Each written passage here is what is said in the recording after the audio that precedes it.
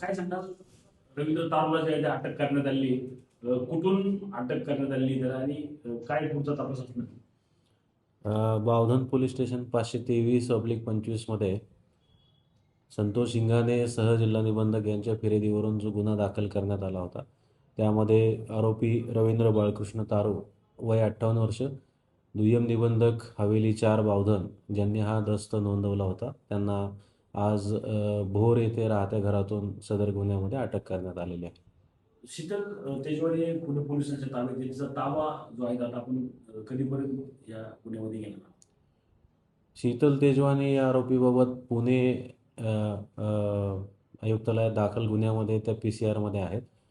आम्ही आमच्या न्यायालयाकडून प्रोडक्शन ट्रान्सफर वॉरंट हे संबंधित न्यायालयात सबमिट केलेलं आहे.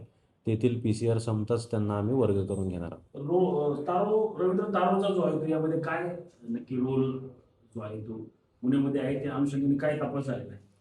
आतापर्यंत प्राप्त कागदपत्राची पडताळणी केली, त्यामध्ये सदर दस्तची नोंदणी जी झालेली आहे ती दुय्यम निबंधक रवींद्र तारू यांनी त्यांच्या अधिकार क्षेत्रात केली होती आणि त्या अनुषंगाने त्यांना अटक केलेली आहे.